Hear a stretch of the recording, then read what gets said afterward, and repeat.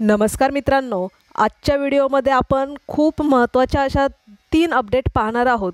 त्यातील पहिली अपडेट आहे ती म्हणजे शालेय शिक्षण आणि क्रीडा विभागाने एक नवीन शासन निर्णय प्रसिद्ध केलेला आहे 28 जानेवारी 2025।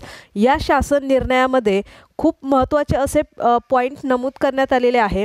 हा शासन निर्णय 28 जानेवारीचा आहे। 27 जानेवारीला व्हिडिओ कॉन्फरन्सद्वारे जी मीटिंग घेण्यात आली त्यातील महत्त्वाचे मुद्दे 27 जानेवारीच्या जी-आर मध्ये मेन्शन आहे आणि त्याची अंमलबजावणी म्हणून शालेय शिक्षण विभागाने एक निर्णय काढला आणि तो हा निर्णय आहे। 27 चे मुद्दे आणि 28 तारखेचे मुद्दे दोन्ही बऱ्यापैकी सेमच आहे, परंतु शिक्षक भरती किंवा पदसंख्येच्या अनुषंगाने महत्त्वाचे असे जे मुद्दे आहेत ते या शासन निर्णयाच्या आपण डायरेक्ट जे महत्त्वाचे मुद्दे आहेत तिथपर्यंत जाऊया। आता बाकीचे जे मुद्दे यामध्ये मेन्शन करण्यात आलेले आहेत ते जुन्याच शासन निर्णयानुसार बऱ्यापैकी आहे, फक्त त्यामध्ये थोडे मोठे चेंजेस जे करण्यात आलेत ते चेंजेस ऑलरेडी आपण वेगवेगळ्या शासन निर्णयांच्या माध्यमातून पाहिलेले आहेत।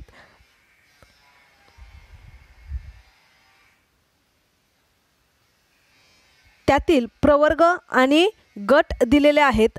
पूर्वीची स्थिती सुधारणा करून दुरुस्ती करून या ठिकाणी अधिसूचित केलेली दुरुस्ती आणि त्याचं कारण किंवा शेरा हा देण्यात आलेला आहे। त्यातून आपण 7, 8 आणि 9 नंबरच्या मुद्द्यावरती डायरेक्ट जाऊया, जो की शिक्षक भरतीच्या दृष्टीने खूप महत्त्वाचा आहे। तो म्हणजे कला, क्रीडा, संगीत, कार्यानुभव हे जे वेगवेगळे स्पेशल विद्यार्थी आहेत, स्पेशल एज्युकेशन विद्यार्थी आहेत, त्यांच्यासाठीचा हा शासन निर्णय आहे। आत्तापर्यंत शिक्षक पदभरतीमध्ये क्रीडा शिक्षक भरले जात होते, परंतु क्रीडा शिक्षक म्हणजे फार तर आठवड्यातनं 2दा पीटीचा लेक्चर एका इयत्तेवरती येतं, म्हणजे पूर्ण वेळ कार्यान्वितसाठी ह्या पदांना प्रॉब्लेम निर्माण होत होता। त्यामुळे ते भरण्याची पद्धत थोडी वेगळी होती, परंतु नवीन शैक्षणिक धोरण म्हणजेच नवीन राष्ट्रीय शैक्षणिक धोरण याच्यानुसार नॅशनल एज्युकेशन पॉलिसीनुसार या ठिकाणी 7, 8 आणि 9 नंबरचे जे मुद्दे दिलेले आहेत ते खूप महत्त्वाचे आहेत। त्यामध्ये क्रीडा शिक्षकांची नियुक्ती आवश्यक असल्याने ही तरतूद आता यामध्ये करण्यात आलेली आहे की जी पदभरती होते त्यामध्ये क्रीडा शिक्षकांची पदे असणार आहेत।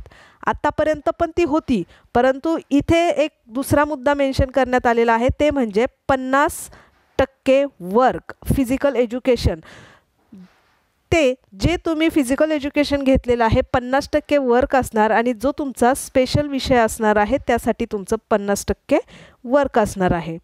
म्हणजे ही पदे आतापर्यंत खूप कमी प्रमाणात होती, तर आता ह्या पदसंख्या वाढत जातील, कारण फक्त एक विषय शिकवणं आणि जेव्हा कॉम्बिनेशन करून अजून एखादा विषय या शिक्षकांना शिकवण्यासाठी येतो तर त्यावेळेस ते बेटर ठरतं, मग अशी पदे पोर्टलला जास्त प्रमाणात येतात। त्यानंतर दुसरा मुद्दा आहे तो म्हणजे कला शिक्षकांच्या जागा पोर्टलला भरल्या जात नव्हत्या, परंतु आता कला शिक्षकांच्या जागासुद्धा पोर्टलला येण्याची शक्यता आहे। फक्त फरक एवढाच आहे, त्यासाठीची दुरुस्ती काय करण्यात आलेली ती आहे ती बघा। Art teacher DAE diploma in art education ही शैक्षणिक पात्रता आवश्यक आहे। साहजिकच आहे, ही शैक्षणिक पात्रता डिप्लोमा वगैरे या ठिकाणी पात्रता दिलेली आहे, परंतु कला शिक्षकांची पदे भरली जात नव्हती, ती आता पोर्टलला येतील। जेव्हा आता तिसरी टेट घेण्यात येईल, टेट अभियोग्यता व बुद्धिमत्ता मापन चाचणी तिसरी, ह्या टेटच्या अनुषंगाने जी पदभरती केली जाईल त्या पदभरतीमध्ये कला आणि क्रीडा शिक्षकांची पदे जास्त येण्याची शक्यता आहेत, कारण की आत्तापर्यंत पोर्टलला कला शिक्षकाची पदे येत नव्हती, क्रीडा शिक्षकांची पदे येत होती, कमी प्रमाणात येत होती, परंतु आता तिसऱ्या टेटपासून ही पदे येतील। जे सेकंड फेज आहे त्यामध्ये ही कला पदभरतीची पदे येणार नाही, कारण आता जी-आर नंतर आलेला आहे आणि ऑलरेडी ही एक्झाम होऊन पदभरती सुरू झालेली आहेत। आता रिक्त पात्र आणि उर्वरित जागा 10% वगैरे कपात आहेत, त्या जागांची पदभरती चालू आहे, म्हणजे ही भरती जुनी आहे। त्यामुळे सेकंड फेजला जागा न येता ह्या ज्या काही जागा असतील आता त्या तिसऱ्या टेटवर आधारित जी नवीन ॲडव्हर्टाईज येतील पोर्टलला तर तेव्हा त्या जागा येतील।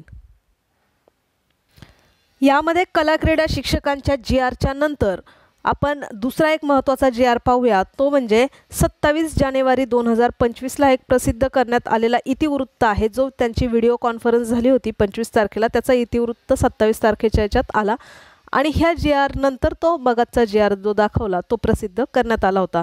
कारण यामध्ये काही गोष्टी नमूद केलेल्या आहेत ज्या शिक्षक भरतीच्या दृष्टीने महत्त्वाच्या आहेत. यामधला पण जो पहिला मुद्दा आहे तो देखील आपल्यासाठी महत्त्वाचा आहे. कारण विद्यार्थ्यांचे जे अपार ID आहेत त्या ID कार्डवर विद्यार्थ्यांची संख्या जेवढी जास्त असेल तेवढीच शिक्षकांची संख्या पदभरतीमध्ये त्याचा फायदा होतो.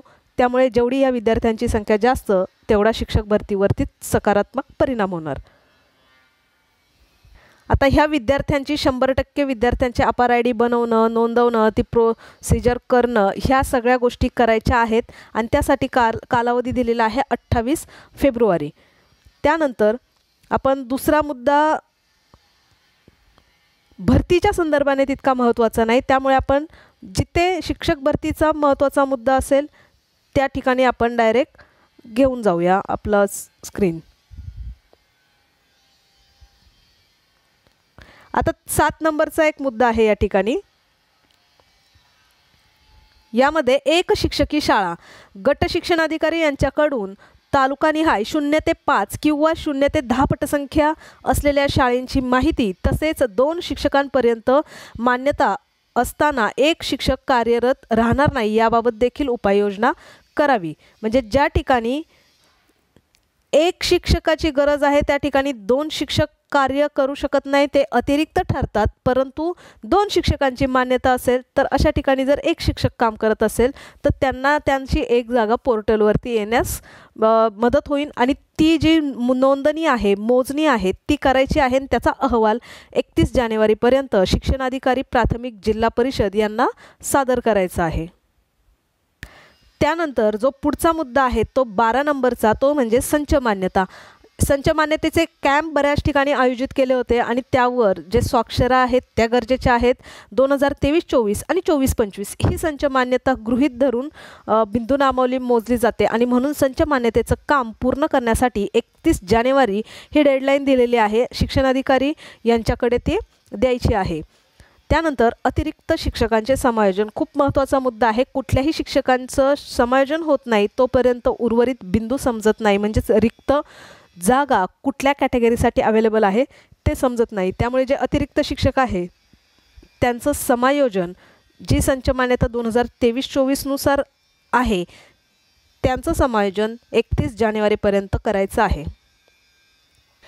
त्यानंतर 16 नंबरचा पॉईंट दिलेला आहे टीचर वॅकन्सी.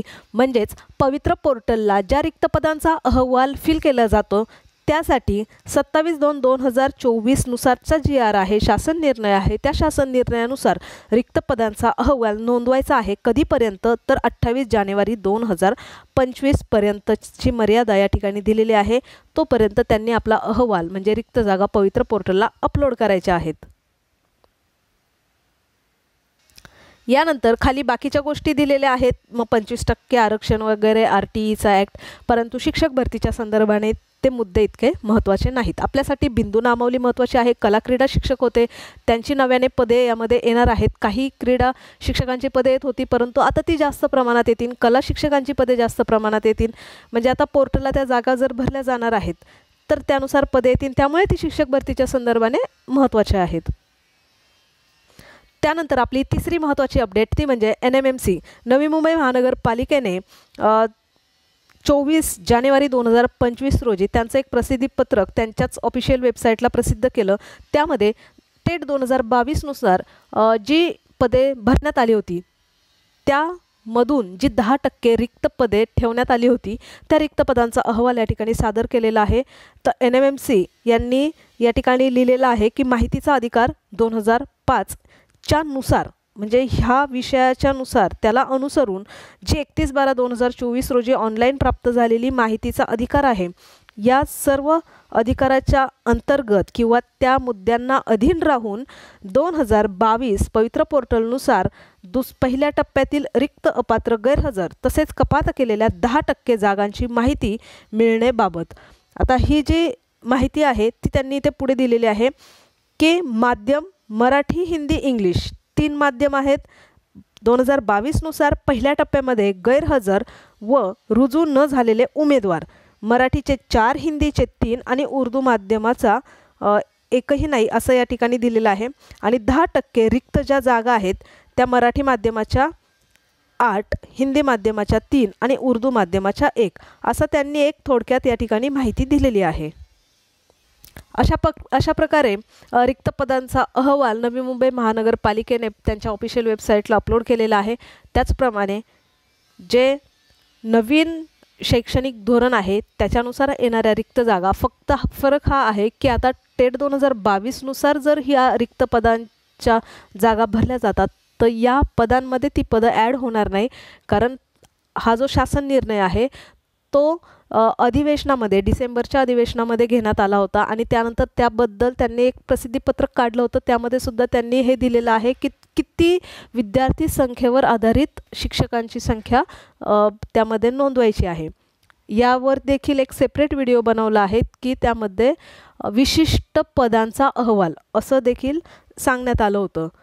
आणि तेच त्यांनी आता परिपत्रकानुसार सांगितलं की 3ऱ्या टेटच्यानुसार ही पदे येतील, कारण आता जरी GR आलेला आहे तरी फेज 2 मध्ये ते येणं शक्य नाही. त्याचप्रमाणे संस्थेला देखील या महिन्याच्या शेवटच्या तारखेपर्यंत 28 तारखेपर्यंत त्यांच्या रिक्त पदांचा अहवाल या ठिकाणी अपलोड करण्यासाठी सांगितलेला आहे. त्यानंतर त्यांचं व्हेरिफिकेशन वगैरे बाकीच्या सगळ्या गोष्टी असतात, ह्या सर्व गोष्टी होतील किंवा त्यांना मुदतवाढ देखील दिली जाऊ शकते, कारण यामध्ये आरक्षण ॲड करून त्यांना बिंदू नामावली मोजायची आहे, संच मान्यता करायची आहे. अशा प्रकारे महत्त्वपूर्ण माहितीच्या सोबत आजचा व्हिडिओ या ठिकाणी थांबवूयात.